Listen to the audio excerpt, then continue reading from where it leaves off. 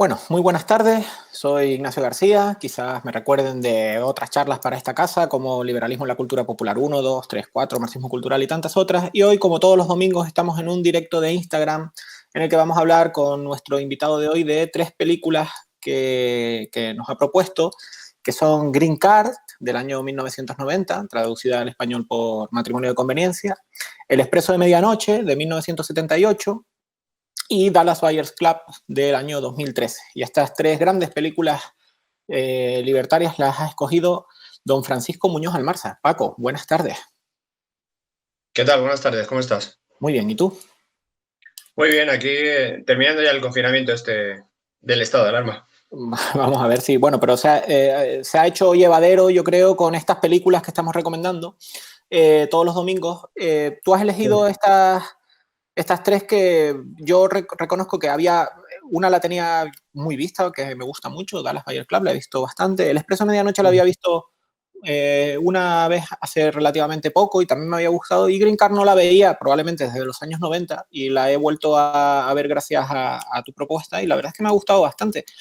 Si te parece, vamos a empezar por esta última, que es Green Card, que es de Peter Weir, que es un director que a mí además, y creo que a ti también, si no me equivoco, nos gusta bastante, ¿verdad? Que ha hecho cosas como El Club de los Poetas Muertos o Master and Commander, que hablamos de ella curiosamente la semana pasada, es decir, estamos repitiendo director casualmente con una de las películas de la semana pasada.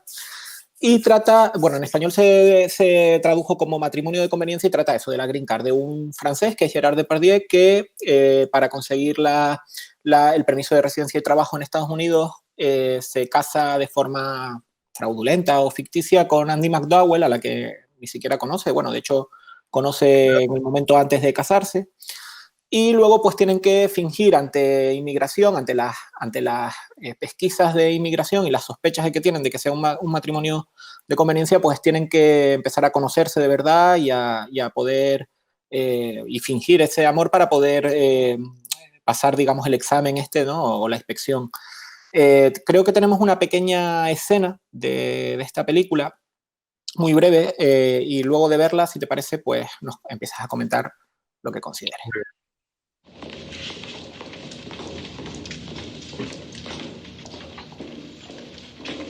Usted espere aquí, señor Ford, y usted, señora Ford, sígame.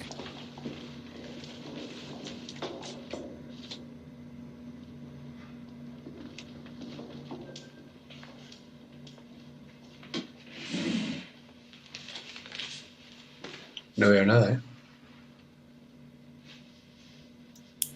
Pablo, ¿sabes si se está viendo, Pablo? Perdona.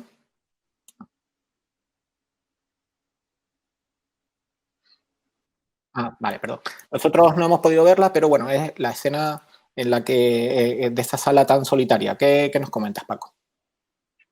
Sí, yo creo que posiblemente sea la más significativa, por lo menos la más gráfica de la película en cuanto a la... Es una habitación fría, desnuda, hay una mesa vieja y dos sillas. Yo creo que la puedes llevar perfectamente a una dictadura comunista y en plan Stasi que están interrogando a una persona. Y quizá la única diferencia sea el vestuario y que eso, y que el funcionario entra con un vasito de café, ¿no? Así en plan se parece mucho a la de La vida de los otros, que creo que, sí. supongo que la has visto. Hay una escena muy similar, además, Sí. y yo creo que, vamos, parece que es la misma silla, ¿no? Es, como dices tú, muy gráfica, ¿no? Porque, bueno, la película, si bien es una historia de amor, es una comedia romántica típica de los 90, el trasfondo, que además a nosotros creo que nos interesa bastante, es toda la burocracia con respecto alrededor de no solo de las cuestiones de inmigración, sino de cómo el Estado interfiere hasta en las relaciones, personales, ¿no? Sentimentales de la gente. Sí, ese es el tema que nos ocupa. Si observas, yo creo que es un, ¿cómo te diría? Es un incentivo perverso el que crea el Estado en este caso bueno, como es la institución del matrimonio, hacerla estatal por obligación. Y en este caso, el incentivo perverso es que si consigues contraer matrimonio con una persona americana, optas a unos privilegios que son muy demandados por mucha gente, como es la nacionalidad norteamericana. Ella también es cierto que necesita el matrimonio para optar a un piso, que el cual no se lo van a alquilar, sino es una mujer casada y le da a los caseros pues una apariencia de más seguridad y más tranquilidad. Pero que eso yo considero que es un incentivo perverso, ¿no? Porque obliga a las personas a que opten a este tipo de privilegio que es el matrimonio para conseguir, pues eso, lo que persigue. Entonces, ¿qué es lo de siempre? Hacemos la ley, hacemos la trampa y luego creamos un organismo para intentar solucionar todo lo que hemos hecho mal anteriormente, que es el caso que nos ocupa. Entonces, como obviamente el Estado o el departamento apropiado se da cuenta de que es un coladero en el que mucha gente lo está utilizando para lo que estamos hablando, pues tiene que habilitar un organismo para que vaya vigilando si eso es así o no es así. Entonces, claro, uno de los dos funcionarios es un sabueso que desde el primer momento que va a hacer la entrevista a casa ya se huele de que hay una tostada. Y es el que continúa la investigación, como veremos en la película, y es al final donde vemos esta escena en la que, claro, ellos se han preparado supuestamente todas las preguntas que le van a hacer sobre los gustos del otro. Y él, lo único que no le sale bien es la crema que ella utiliza. El facial, Monticello. Esto es lo que siempre olvido. Dice, con que era esto. Sí, y se delata a mismo los nervios. A mí la película me gusta, bueno, no sé, yo creo que como ya lo hemos comentado, como película romántica es original, porque va todo al revés. Primero se casan, luego se conocen y luego se enamoran. Bueno, en ese sentido, como romántica es bastante original. Y bueno, y a Depardieu creo que fue su primera aventura en Estados Unidos, tuvo los problemas que tuvo y luego ya sabemos el resto de su vida cómo ha ido variando. Primera y casi última, ¿no? Fíjate que además, desde el punto de vista de España y de la España actual, la película tiene un mensaje que es interesantísimo, en mi opinión, que es, fíjate, el permiso que tiene la Green Card, lo que teóricamente lo único que te da permiso de trabajo realmente, es decir, te da permiso para trabajar. Ni siquiera tienes unos grandes beneficios, ni pagas, tal, que bueno, eso ha ido cambiando, pero que ni siquiera es eso, ¿no? Imagínate si lo extrapolamos a un contexto, esa película hecha en España creo que sería mucho más truculenta, ¿no? Podría ser mucho más truculenta porque los incentivos no son solo para simplemente ir allí y trabajar, que además del personaje de Depardieu me gustaría comentar alguna cosa más respecto a esto, pero sí, eso, si se hiciera en España, los incentivos ya no son solo a poder trabajar, sino a tener acceso a una serie de privilegios que da el Estado, ¿no? Y que hace pues esa nacionalidad pues, o esa residencia la convierte en todo un caramelo, ¿no? Sí, así es. Hay una cosa del personaje de Depardieu que me gustó bastante.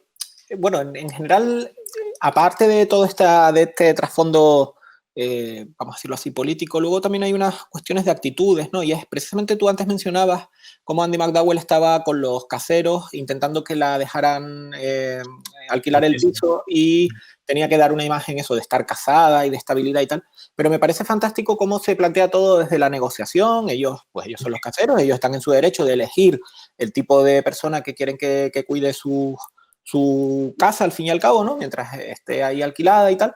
Y todo parte desde la negociación, no hay ningún mensaje de estos en plan, hay que ver estos tipos que habría que obligarles a que le dejaran alquilar a una pobre mujer porque la están discriminando y cosas de estas, ¿no? Yo creo que es también la época, ¿no? Los 90, pero hay una naturalidad ahí que me parece súper sana, ¿no? Esa negociación, ese entender que el propietario tiene también derecho a discriminar en este sentido, ¿no?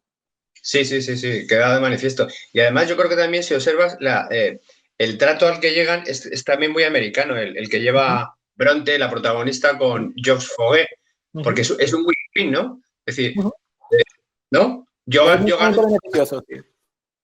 o sea, y llegan a un pacto pues bastante entre particulares y bastante serio. Me caso contigo para eso, tú para esto y tú por allí y yo para acá. O sea, que los dos ganamos, ¿no? Sí, así es. Luego también hay otra cosa que en esta misma línea, ¿no? De no notar en esta película, por la época, también esa polarización que se podría dar ahora, que es la relación que tiene ella con el que es su novio de verdad, el tal Phil, aquel, que el tipo en aquella época es vegetariano, el veganismo como tal, no tal, y es gracioso porque el tipo no comía estaban a un restaurante y no come carne ni pescado y tal, pero el tipo no se ofende ni obliga a los demás a que no coman, ni vámonos de aquí que... No, y hay otra escena que ellos se dedican a hacer como, son botánicos y tal, y se dedican como a plantar y hacer huertos sociales, así, ¿no? En las comunidades pobres y tal, para que los niños, en vez de estar en las calles drogándose, pues estén plantando ahí cositas y tal. Y hablan de que Burger King les ha donado una cantidad de plantas tremenda que le habían sobrado de no sé qué cosa, y el vegetariano, el vegano, te dice, ¡viva Burger King! ¿No? El tipo, pero te lo plantean con una normalidad y un respeto y una cosa, pero no la polarización esa que se ha plasmado ahora, ¿no? Sí, sí, está muy bien traído lo que dice. Y además, otra cosa curiosa que hoy casi sería políticamente incorrecto es que yo creo que le satirizan un poquito a él cuando están en el restaurante y deme nada más que verduritas con no sé qué, no sé cuánto. O sea, queda como ridículo cuando hoy en día, si haces ese tipo de crítica, pues te dirían, eres un antiecologista, eres un tal, De hecho, Depardieu, cuando al final, digamos, la conquista a ella y un poco se pone a decir, tú a él no lo quieres, él es un panol y tal, una de las cosas que dice es como en plan, es vegetariano y tal, y lo dice como con un desprecio, ¿no? Como que dando por hecho que la gente va a decir, mira, tú el vegetariano es y tal, ¿no? Qué premonitorio en ese sentido, cuando ni siquiera en aquella época eran como ahora, ¿no? Tan que el veganismo es simplemente una excusa para imponer su particular visión, ¿no? Sí, y te lo tratan ahí como un vegetariano y tal, y digo, pues si la hicieran el remake de esta película no sé cómo saldría, ¿eh? Tampoco. Fíjate. Hay, de estas películas así, hay una que yo he comentado en este programa en alguna ocasión, de a ver si algún invitado la propone, porque es muy de esta línea. También es una película romántica sobre cuestiones de green card, de permiso de residencia y tal. Se llama Like Crazy, como locos. Sí, me lo está. Creo que, no sé si tú la has visto, pero hemos hablado de ella en alguna ocasión. Me has comentado, es británica esa peli, ¿no? No, bueno, creo que es coproducción porque precisamente es un chico, una chica británica que está estudiando en California, creo recordar, conoce a un chico, se enamora y vuelve a Inglaterra con el permiso de estudios caducado un mes. Y cuando vuelve a verlo, porque se habían enamorado y tal, vuelve a los pocos meses, ya le deniegan la entrada precisamente pues porque había expirado, es decir, porque había incumplido el periodo anterior y tal, y entran en un rollo kafkiano burocrático. También se intentan casar, bueno, se casan para, además ellos enamorados de verdad, no como en esta película que se enamoran a los pocos después y tal, sino, y entonces ya, pero sospechan del matrimonio, entonces no se lo convalidan y tal, y es bueno, al final es un desastre, es mucho más cruda, ¿no? Esta es una comedia, al fin y al cabo, la otra es un drama, pero es un drama. Sí, es un drama.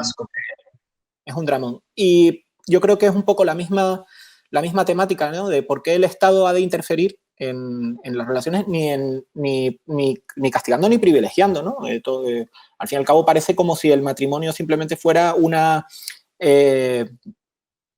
compulsa que te da el Estado para privilegios fiscales, ¿no? De alguna clase. Sí. Incentivos perversos, ¿no? Sí, incentivos perversos totales. Y por supuesto el mantener toda esa tropa de inspectores y de tal, cuando en realidad si tú eso lo dejas, ¿no?, al mercado, pues mucho mejor, ¿no? El que quiera venir aquí a este país a trabajar, fronteras abiertas, pero tampoco lo puedes complementar con un sistema muy universal de ayudas y demás, porque entonces las dos partes no casan, ¿no? Es decir, o una cosa o la otra, pero las dos juntas es una mezcla explosiva, ¿no? Ese efecto llamada de incentivar ese fraude. No sé si tienes alguna cosa más que comentar de esta película, de Green Card. No, simplemente podemos hacer una nota. Peter Weir, yo creo que por las películas que se le ve que tiene bastante tendencia a defender, observo yo, la libertad individual, o si quieres, incluso enfrentarse a poderes en la sombra, incluso al Estado. Se hizo muy famoso porque años después hizo el show de Truman. Eso es una obra maestra. De hecho, yo creo que Peter Weir tiene un hilo conductor en muchas de sus películas, que es el tema del poder, ¿no? El enfrentamiento al poder. Creo que en todas ellas muy bien entendida. No se centra siempre en el Estado como tal, pero en casi todas sus películas creo que hay un enfrentamiento del individuo contra fuerzas que lo intentan controlar o algo así. Único testigo, la que protagonizó Harrison Ford 4 años antes, que es una maravilla, creo que todos recordamos. Y ahí también un policía en solitario se tiene que enfrentar a toda la corrupción de un departamento de policía. Sí, y aparte la costa de los Amish y tal, que está también muy bien traída. Es un película que todos recordamos bien, ¿no? Sí. Muy buena película, ¿no? Sí, la verdad es que Peter Weir tiene películas. Interesante, sí. Sí.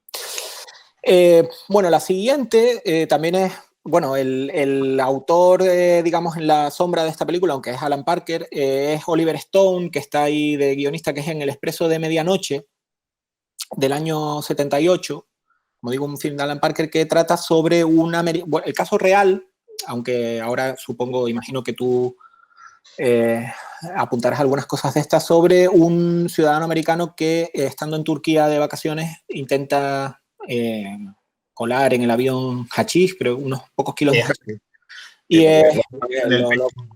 lo cogen y es encarcelado, y bueno, cuenta todas las peripecias que tuvo que pasar en la cárcel turca, porque además al principio lo habían condenado simplemente como a 4 años, una cosa así, y cuando le quedaban 52 días, algo así de condena, por cuestiones además políticas y de imagen y tal, y de demostrar mano dura contra las drogas y en este caso apoyo a los Estados Unidos y tal, pues se lo pasan a cadena perpetua, le revisan la condena y se la pasan a cadena perpetua. Y bueno, al final el tío se tiene que escapar de la cárcel y coger el expreso de medianoche, que es la jerga en la que llaman el escaparse, ¿no? La fuga de la cárcel.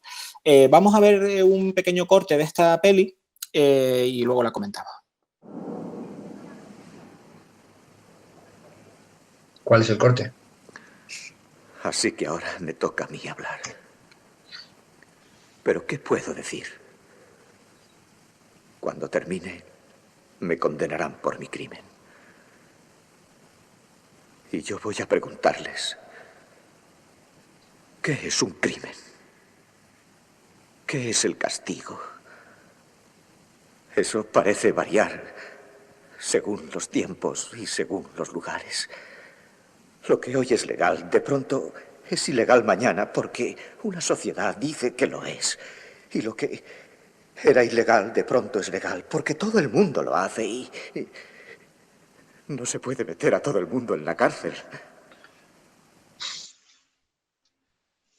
Bueno, este es el alegato que da él cuando precisamente se entera de que le han pasado, le repiten el juicio de esos 50 y pico días que le quedan, lo van a condenar a cadena perpetua, y el tipo empieza ahí a decirles que bueno, que lo que es legal hoy en un sitio es ilegal. Ahora empieza a hablar de qué es el crimen, qué es el castigo, porque el tipo estaba indignado y termina, bueno, eso no se ve, pero termina el tipo insultando ahí a los turcos, y que hay que ver, porque el tipo se sentía totalmente impotente, ¿no? Se sentía un muñeco de trapo en manos del sistema.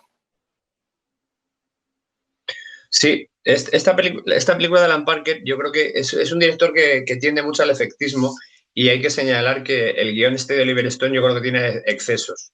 Como mínimo tiene 2, porque ni hubo un asesinato al final para escapar, ni la violación es cierta, porque eso lo puedes ver en el libro que escribió Bill Hayes. Pero bueno, que ya sabemos que Oliver Stone pues, se le va un poquito la pinza y le gusta mucho introducir este tipo de cosas. En la prisión lo que ves es todo el zoo el clásico, ¿no? Pues el alcaide cruel y psicópata, el delator asqueroso e insoportable, el yonki que lleva aguantando ahí no sé cuántos años, que es un personaje el que protagoniza John Hart, posiblemente es el de los secundarios más potentes de la película. Luego el sueco, el Eric que intenta ayudarle y luego parece que tiene tendencias homosexuales y tal.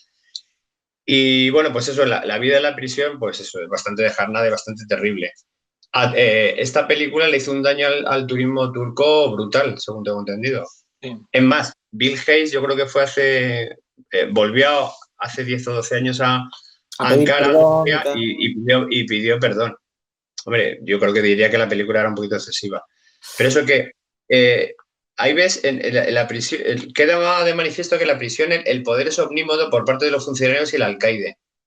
Y si te quieres llevar bien y si quieres tener una vida razonablemente un poquito mejor que los demás, pues lo mejor que puedes hacer es delatar y espiar a los demás, que es el caso del Rifki, que acaba de mala manera, ¿no? De hecho, entonces, a mí... Sí, adelante. Sí. Pues eso que es lo que pone de manifiesto, ¿no?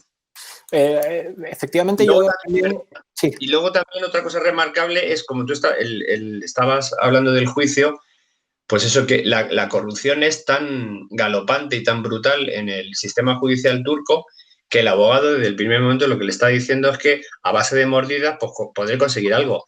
No te lo garantiza al 100%, pero el tío le está sacando dinero al padre, pero vamos, a punto palo. Y es la única forma de que dice, bueno, no te preocupes que igual en 4 años sale y tal, pero el tío es que ya le saca bastante pasta. Es decir, que es un sistema de corrupción institucionalizado, podríamos decir. A mí me llama la atención esta película, y creo que en su día también eso fue bastante diferencial, cómo se vive, cómo se refleja la vida en la cárcel, ¿no? Porque generalmente en las películas carcelarias siempre es todo como muy controlado, de la celda al patio, del patio a la celda, y aquí se veía que hasta las puertas estaban abiertas dentro de la cárcel, las puertas, aquello era un pueblo, como quien dice, Sí. y ahí circulaba de todo, es decir, circulaba el hachís, circulaba esto, circulaba lo otro, porque era precisamente tal. Y es esta cosa recurrente que yo siempre cuento, ¿no? Que como el Estado, siendo la cárcel, el concepto de cárcel, su plasmación más evidente, ¿no? Más concreta y más corpórea, vamos a decirlo así, es incapaz de mantener el orden, de mantener la paz, de mantener a raya, por ejemplo, las drogas o las sustancias o el propio comercio. Y sin embargo, aquí se veía que no solo no es que no sea capaz, sino que formaba parte sistémica de ese mercado negro que se generaba dentro de la cárcel y que era como una vida normal. Lo que pasa es que estabas privado de libertad y no podías salir de allí, claro. Sí. Sí, eso queda manifiesto en el subgénero este de películas carcelarias, en el que el Estado se supone que es donde más perfectamente podría operar y ofrecer un sistema cerrado, y es donde tienen lugar pues todo tipo de coladeros de tráfico de drogas, tráfico de influencias, amenazas, incluso muertes, etcétera. O sea que donde mejor debería funcionar el Estado se denota una incapacidad manifiesta, pero total, ¿no? Hasta las mejores cárceles. De hecho, en las películas estas de cárceles siempre te hablan de la típica celda de castigo, o la celda, el cuarto, ¿no? La zona de aislamiento y tal. Y siempre te la ponen como que ponen ahí a castigar a la gente y tal. Y muchas veces se usa también para proteger a algunos del resto. Es decir, son incapaces, tienen que crear una cárcel dentro de la cárcel también, ¿sabes? Es una cosa increíble, ¿no? Y en esta película es bastante llamativo eso. Hay una de Mel Gibson, que es en una cárcel mexicana o algo así, que también está muy lograda en ese sentido. Ahora no me acuerdo, era algo del Gringo, no sé qué de Gringo, es relativamente reciente, hace 5 o 6 años, y es muy buena. Y el tipo entra en una cárcel mexicana y te das cuenta de eso, de los poderes que hay allí, el funcionario, el otro, el que manda, el que tal. Ahí hay como un mercadillo y todo dentro de la cárcel, y es como si fuera un pequeño pueblo acotado, ¿no? Y luego dices tú, bueno, ¿qué diferencia hay conceptualmente, ¿no? Entre esto y lo que es toda una nación, ¿no? Es como ellos controlan todo, se llevan todas las mordidas y tal, y más o menos las cosas permiten que funcionen, ¿no? Digamos así, ¿no? Como en la cárcel. Hay una muy buena que recordarás que se llama Cadena Perpetua, que la protagoniza Morgan Freeman y no me acuerdo quién es el otro. Tim Robbins es el otro. Sí, Tim Robbins. Ahí queda manifiesto también el poder, igual que en esta, el poder omnímodo del alcaide, que le dice, como no me hagas tal o cual, dice, te voy a mandar a la celda de los sodomitas. Lo van a poner como un tren. Sí, un poder omnímodo en el que alguien controla todo y no hay opción para nada más que para trapichar en negro, ¿no? Sí. Antes también comentabas las diferencias entre la película y la realidad. Parece ser que no solo no hubo tal violación, sino que él mantuvo una relación durante varios años voluntaria y consentida con este sueco. Que se va a tejer, sí. Sí. Y aparte de eso, efectivamente, él pidió perdón porque dice que no estaba de acuerdo en cómo el guión pintaba siempre a los turcos como malos y que también había turcos buenos y tal, viene a decir el tipo, ¿no? Pero bueno, creo que eso no quita, pues, para el mensaje que da la película en líneas generales también con la cuestión de las drogas, ¿no? Es decir, el tipo estaba llevando ahí unos fardos de hachís y tal, y una cadena perpetua, no sé qué, y se han dado casos por pequeños gramos y tal.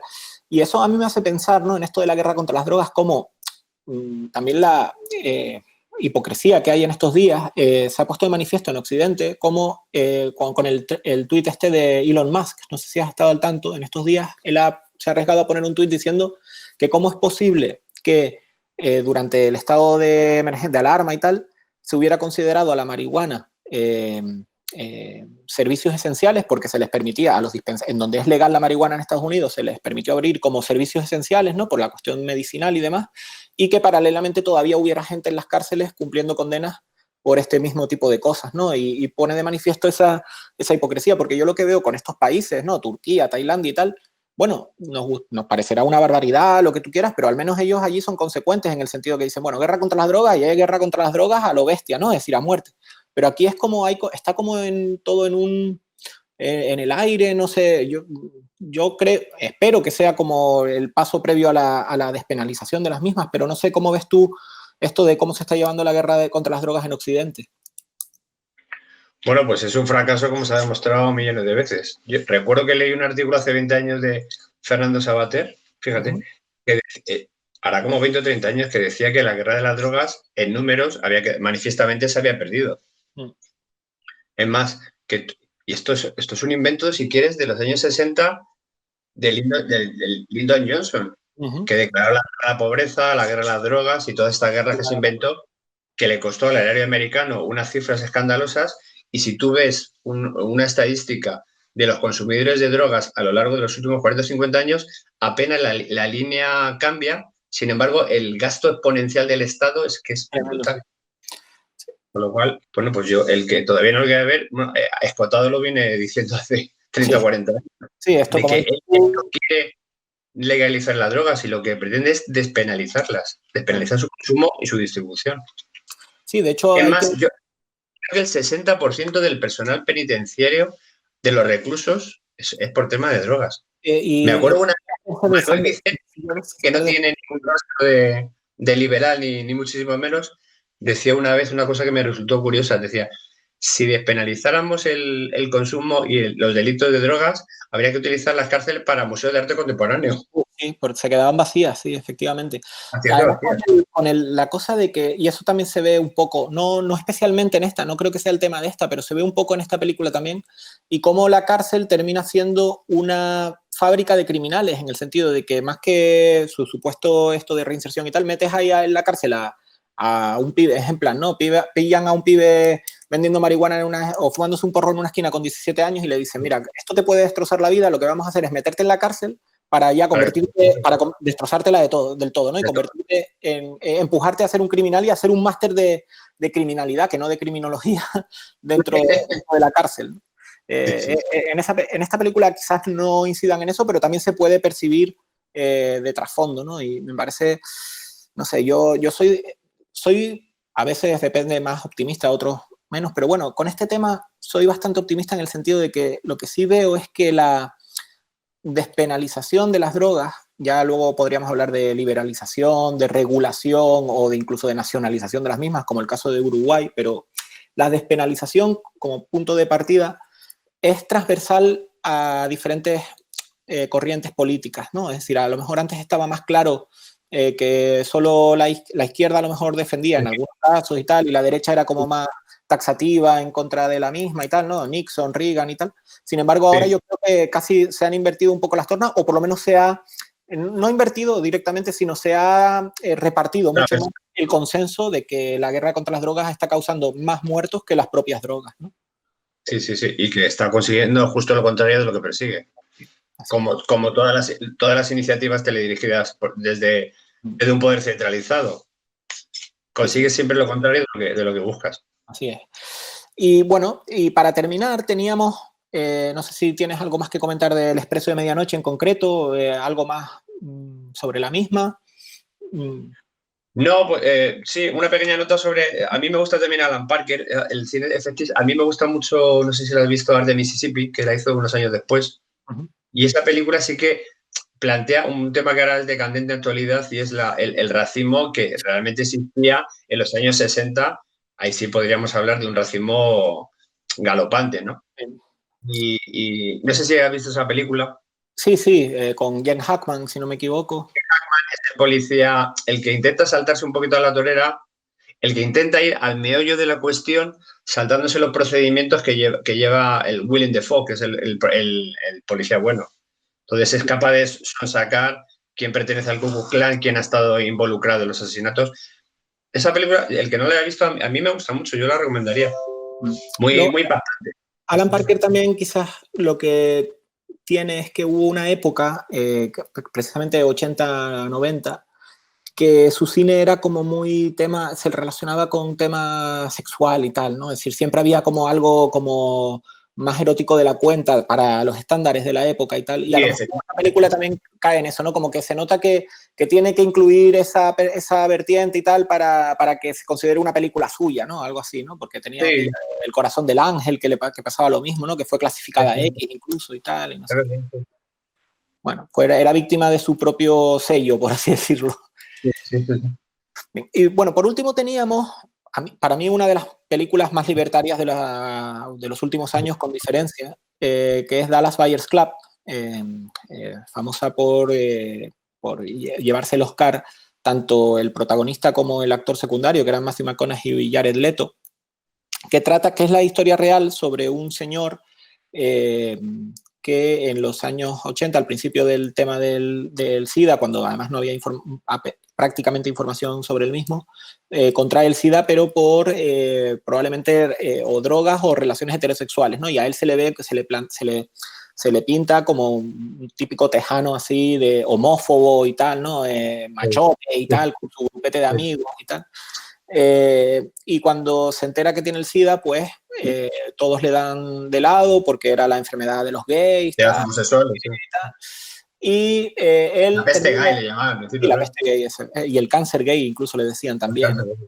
Y entonces, pues nada, le entabla amistad con Jared Leto, que es una transexual también con SIDA, y decide buscarse por su propia cuenta las medicinas paliativas que el Estado le negaba a través de la FDA por prohibiciones y demás, o le obligaba a entrar en tests ciegos de AZT, que luego se demostró además que la AZT, las dos que lo estaban dando, era más perjudicial que otra cosa, pero era lo único que el Estado, en connivencia con el corporativismo farmacéutico, pues estaba llevando a cabo. Y bueno, y entonces monta un club de compradores para poder comprar, mediante esta suerte de figura, no sé, jurídica y tal, pues poder hacer compras de estas medicinas que no estaban aprobadas por la FDA, pero que en México, en Japón, en Holanda, en cualquier sitio, pues sí lo eran y eran efectivas realmente para, por lo menos, dar calidad de vida y prolongar un poquito la existencia, como de hecho fue. A él le daban 30 días y gracias a todo este procedimiento y tal, el tipo creo que llegó a vivir 7 u 8 años más. Sí. Gracias. Y me parece una película fantástica. Yo creo que tú coincides conmigo, ¿no? En todos los mensajes que lanza en ese sentido. Sí. En esta película yo creo que podemos emplear hora y media, porque es la más interesante. Hay muchos temas en los que toca. Por ejemplo, es describe a Ronnie Woodruff y a sus amiguetes como pues una banda de paletos tejanos que lo flipas, que no tienen, o sea, su nivel de conocimiento es el que no sale básicamente de los rodeos y de hacer sus cositas. El redneck típico. Tú que al principio estás leyendo la noticia y dices, anda, pues se ha muerto Rock Hudson, pues era maricón. Y dice, claro, pero ¿ese quién es? Pues el actor que hizo con la muerte de los talones y tal. O sea, no, sí, ni siquiera veían, se confundían y tal. Sí.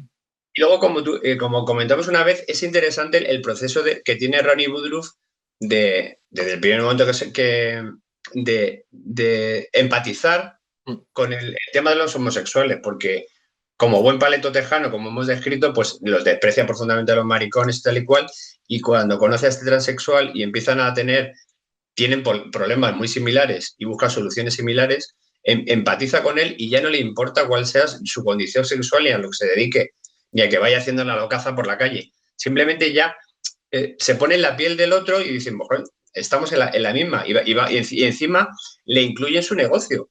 Es que ahí yo creo que está la clave. Yo voy a ir un paso más allá de ti, y es que yo creo que él empatiza o empieza a empatizar con Jared Leto, no a raíz de contraer el SIDA y verse ambos como enfermos de SIDA, porque él al principio aún tal mostraba cierto desprecio y tal. Es cuando el comercio es lo que suaviza sus relaciones.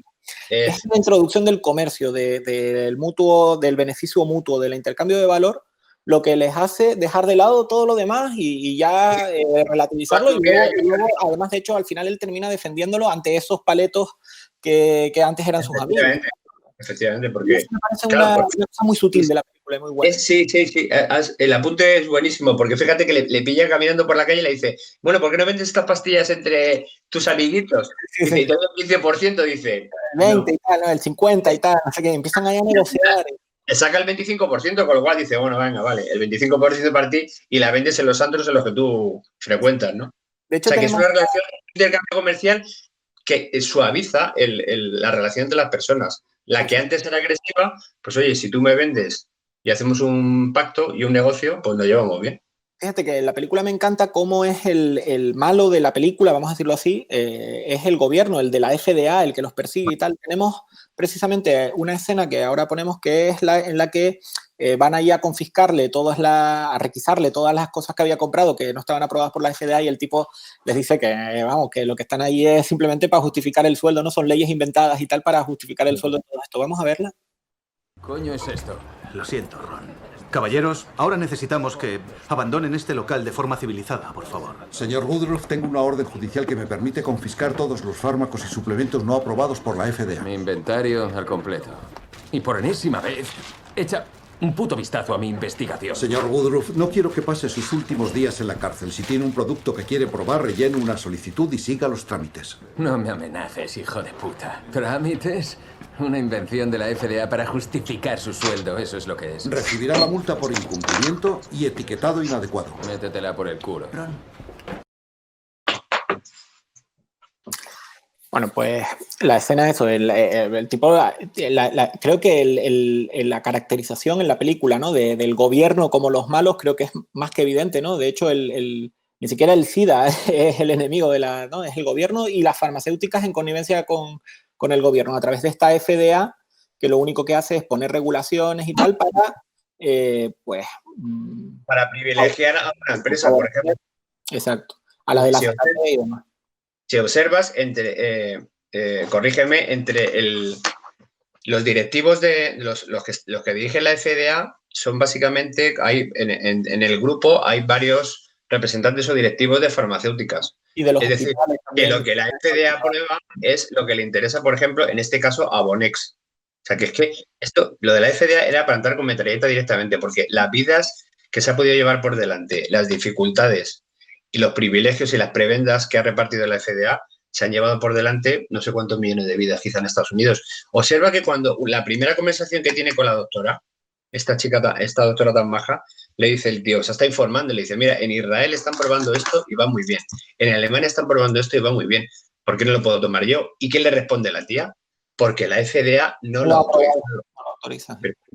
¿Y qué tengo que hacer? O sea, es una cosa, es que es criminal. Fíjate que cuando vienen a venderle, como yo lo recuerdo hasta de niño cuando venían los visitantes farmacéuticos, cuando terminaba el médico de cabecera de atender a la gente, pero aquí lo ves de una forma más aplastante cuando les está vendiendo al hospital los beneficios tan incuestionables que tiene el AZT que comercializa Abonex. Y la tía se va escandalizada de la reunión y le dice, pero bueno, esta gente con Rolex de oro no sabe lo que es tratar a un paciente. Y dice, bueno, ya sabes que esto es negocio. Bueno, el negocio no. Es que la FDA te ha permitido a ti que comercialices tú el AZT cuando hay otros productos que se podrían hacer y no estás dando libertad de mercado. Cuando la gente dice, no, en Estados Unidos es que libertad de mercado. Bueno, es que estamos hablando de cosas diferentes, claro.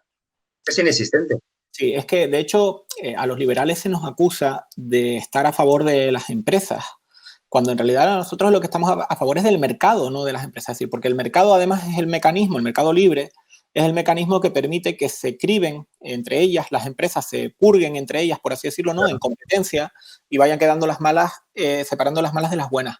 El problema con las farmacéuticas no es tanto porque sean farmacéuticas o porque con eso no se deba hacer negocio y tal. No, claro que la salud es un negocio, lo que tiene que ser un negocio en igualdad de condiciones, es decir, en mercado libre, no con un órgano como es la FDA, que es la que condiciona pues todas las inversiones y demás, que ya no se hacen tanto en clave científica o en clave ni siquiera empresarial, sino se hacen en clave política, en clave de grupos de presión, de sobornos y de todo tipo de cosas que no tienen nada que ver con la medicina en este caso. Pero es que, insisto, que en esta película es que se ve de una forma manifiesta, porque es que además dice la empresa que se está forrando. Sí, sí. Y ves cómo van los farmacéuticos con los roles Sí, sí. a presentar su producto. O sea, que es Bueno, es a meterlo, ya sabiendo que, quiero decir, tienen ya el canal creado y precisamente lo que no permiten es la entrada de competencia. Este hombre se va. De hecho, me encanta porque el Woodruff se termina haciendo, de ser un paleto y tal, que te lo pintan al principio, el tipo termina como un ejecutivo internacional porque el tipo termina negociando con Japón, con Holanda, con no sé qué, viajando para aquí, para allá. Y bueno, y también la iniciativa privada, ¿no? Como se ve aquí en esta película,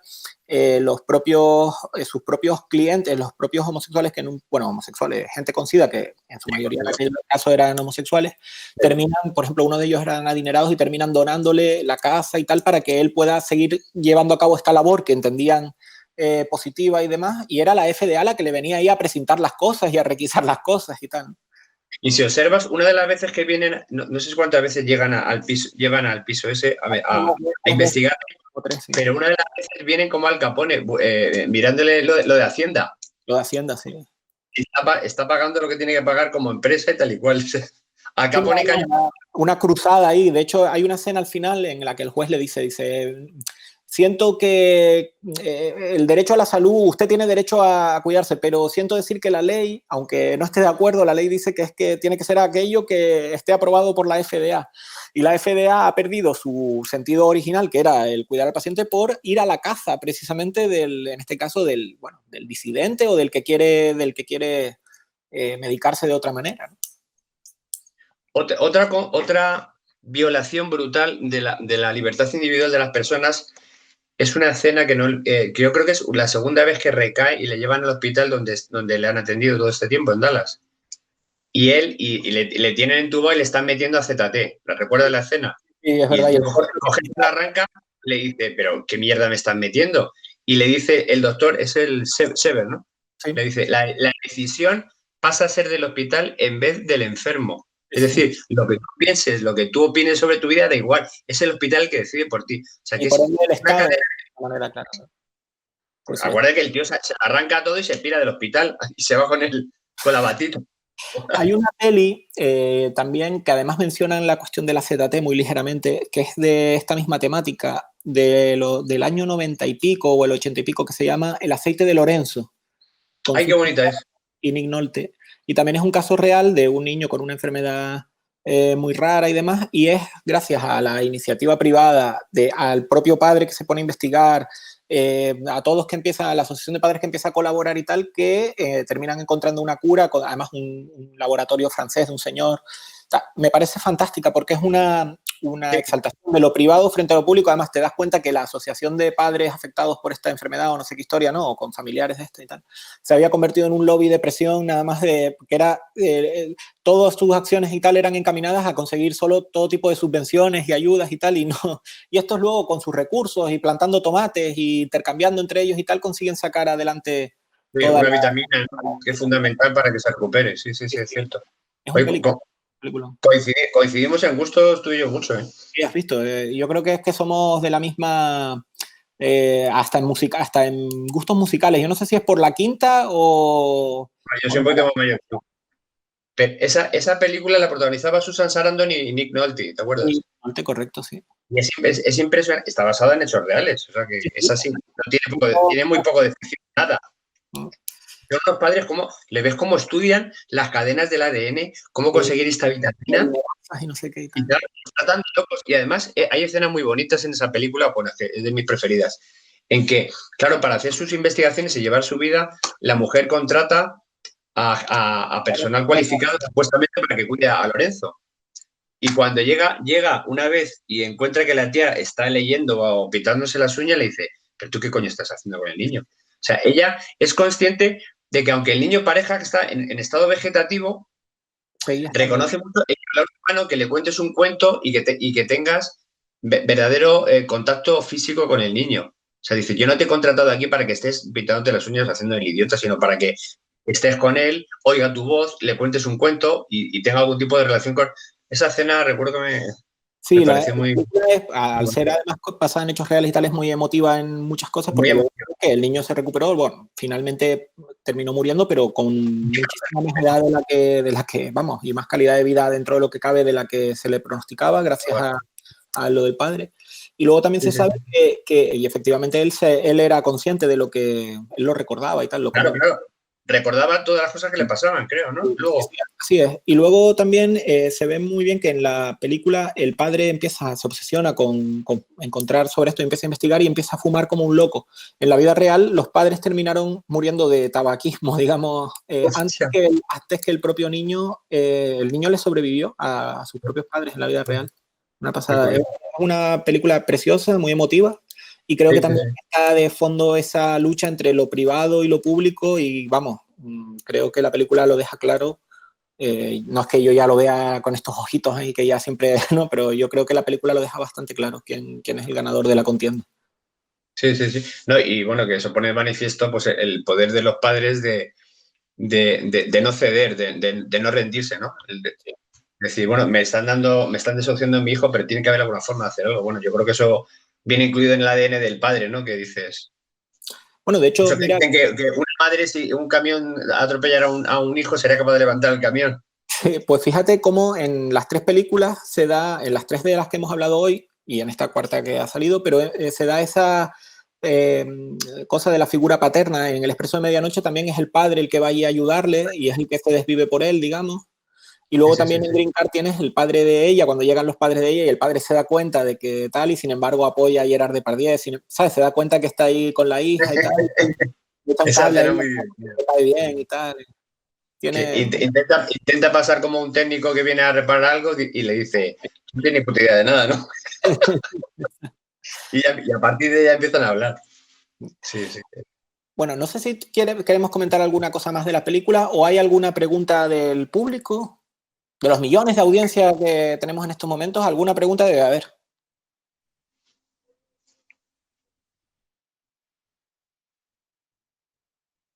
Bueno, tabaco. En este caso. Tabaco. No sé si está aprobado por la FDA o no. Eso no lo sé. No lo sé. Sí, no, la verdad es que yo creo que hoy la selección de películas de hoy ha estado, es decir, no quiero decir nada con la de otras, pero que hoy me ha gustado especialmente. Han sido 3 películas que le tengo mucho, le tenía cariño a 2 de ellas y a una se la he encontrado, que es esta de Green Card, a raíz de esto. Por recapitular un poco, Paco, si te parece, pues hemos hablado de Green Card, del Expreso de Medianoche y de Dallas Buyers Club, que han sido las películas que tú has elegido, pero han salido a la palestra unas cuantas más que también recomendamos, ¿no? Como esta del Aceite de Lorenzo. ¿Cuál fue la otra que mencionamos? Like Crazy también salió. ¿Y tú mencionaste alguna también? Has hablado de los chicos estos que tienen que casarse para conseguir la residencia de California, me parece. Como loco. Y tú habías hablado de las otras de Peter Weir, que también son muy recomendables todas. Creo que es un tío muy interesante por la mecánica. Hizo también luego, aparte de Único Testigo, luego hizo La Costa de los Mosquitos. También, con Harrison Ford también, sí. Esas también es una locura, porque el tío se va a la selva para conseguir hacer hielo con su familia. Sí. Es una locura total. O sea, que hizo buenas amigas con Harrison Ford.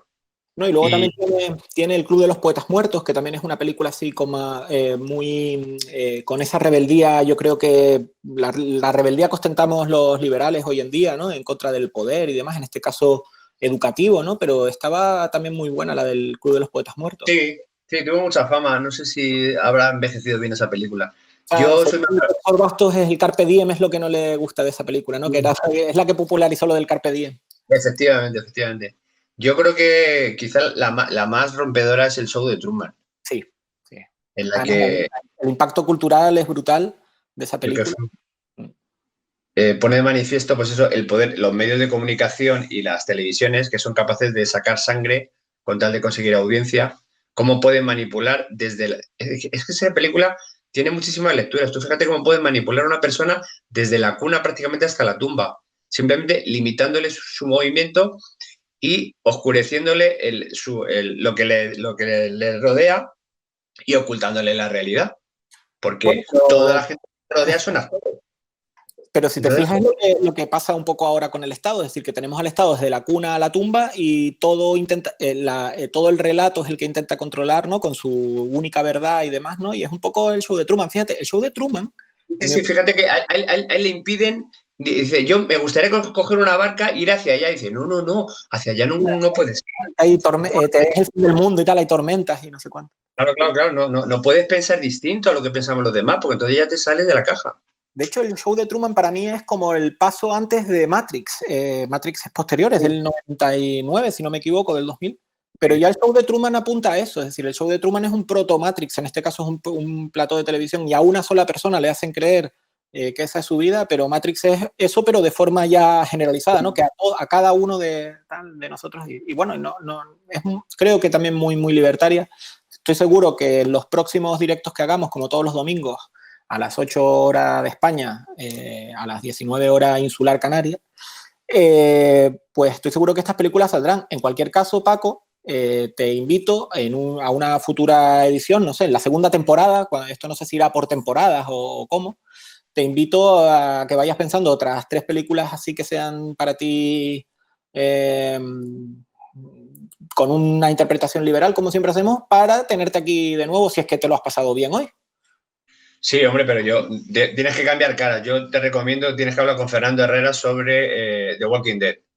Muy bien. Fernando Herrera conoce la serie muy bien y es capaz de sacarle todos los matices económicos, socioeconómicos, políticos.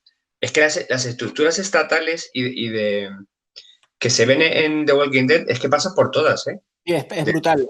Negan es la representación del Estado moderno, pero tienes la monarquía, exacto. Sí, no está nada mal. Yo, de hecho, lo que pasa es que yo la dejé de ver porque cansa. Luego me enteré que para poder pasarte el coronavirus solo te lo pasabas si te habías visto las 8 temporadas de The Walking Dead todas, o 9, ya no sé ni cuántas van. No sé cuántas, ¿eh? Creo que es uno de los requisitos para poder pasar el apocalipsis este que se nos viene. Pero sí que es verdad que se nota que los que escriben eso están pensando en este tipo de cosas, ¿no? De diferentes formas de formar la sociedad o de tal y cual, y pasas eso por la monarquía, las comunas. Para mí el más claro es Negan con el Estado moderno, es una pasada lo de Negan. Así que estaré encantado de traer a Fernando en próximas ediciones. He de decir que la agenda de invitados está bastante repleta, pero eso no será obvio. Lo recomiendo porque a él le gustaría charlar mucho de esta serie. Bueno, y de muchas otras cosas más, porque Fernando ya sabe. Pues sí, tomo nota. Pues Paco, muchas gracias. Muchas gracias. Espero que sea pronto. Gracias a todos, gracias.